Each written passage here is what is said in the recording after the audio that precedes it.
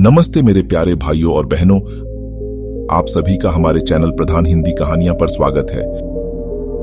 दोस्तों, अगर आप इस कहानी को अंत तक सुनते हैं तो आप अभी से ही अपना समय बर्बाद करना बंद कर देंगे। दोस्तों, आज के इस गौतम बुद्ध की शिक्षाप्रद कहानी से आपको बहुत कुछ सीखने को मिलने वाला है, इसीलिए इस कहानी को अंत तक जरूर सुनिए। दोस्तों, एक बार गौतम बुद्ध अपने भिक्षुओं के साथ एक वृक्ष के नीचे बैठ विश्राम कर रहे थे। उस वृक्ष की छांव में बुद्ध अपने भिक्षुओं की जिज्ञासा दूर कर रहे थे। बुद्ध के सभी भिक्षु एक एक करके उनसे प्रश्न पूछ रहे थे और गौतम बुद्ध उनके प्रश्नों के उत्तर दे रहे थे। बुद्ध के उन भिक्षुओं में कुछ भिक्षु ऐसे भी थे जो कुछ समय पहले ही संघ से जुड़े हुए थे, जिसके कारण अभी उनके भीतर वह समझ पैदा नहीं हुई थी जो गौतम बुद्ध के प्रवचनों को समझ सके। गर्मियों का समय था, सूरज अपने चरम पर था और चारों तरफ धूप ही धूप थी। लेकिन उस वृक्ष के कारण बुद्ध और उनके सभी भिक्षु आराम से छाव में बैठे हुए थे।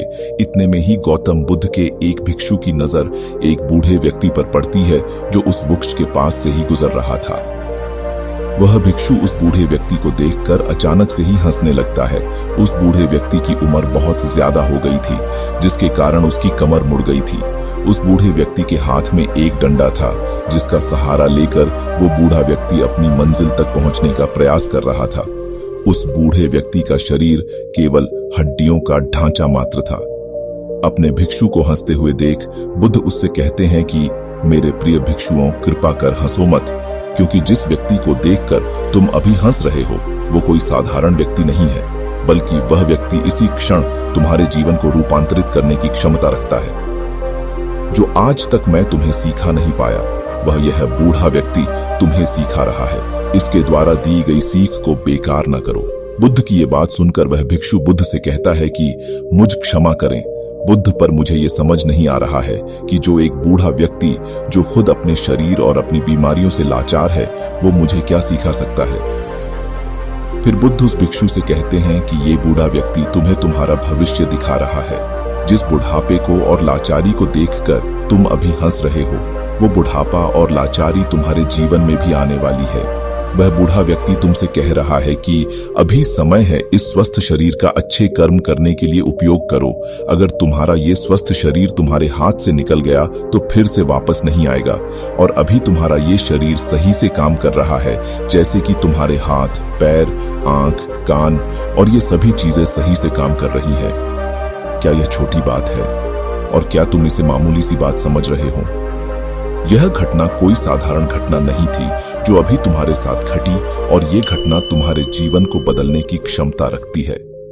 ठीक इसी तरह की घटना ने मेरा जीवन बदला था, और इस तरह की घटना के कारण ही मैं आज बुद्ध हूं। फिर वह भिक्षु बुद्ध से कहता है कि क्षमा करें बुद्ध, परंतु मेरे मन में यह विचार ही नहीं आया कि मैं उस बूढ़े व्यक्ति से कुछ सीख सकता हूं। उसे देखकर केवल मुझे हंसी आ गई। ऐसा इसीलिए हुआ क्योंकि तुम्हें अपने भीतर कहीं ना कहीं लगता है कि जिस स्थिति में आज वो बूढ़ा व्यक्ति है, उस स्थिति में तुम कभी नहीं आओगे।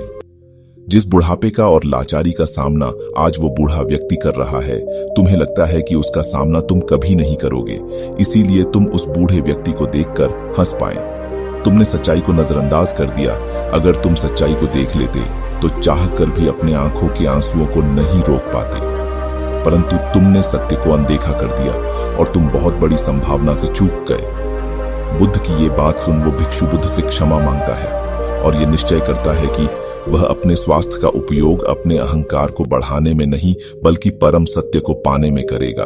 दोस्तों, जो लोग इस कहानी को पढ़ रहे हैं, हो सकता है कि आप बड़ी बड़ी समस्याओं में हो, या हो सकता है कि आप परेशानियों में हो, लेकिन फिर भी एक बात को हमेशा ध्यान में रखना है कि जब तक आपका स्वास्थ्य ठीक है, तब तक आप किसी भी बड़ी से बड़ी समस्या से बाहर आ सकते हैं। दोस्तों, इसीलिए बुद्ध ने कहा है कि हमारा स्वास्थ्य हमारा सबसे बड़ा उपहार है जो हमें इस सृष्टि से मिला हुआ है, इसीलिए इसका उपयोग सही से करें।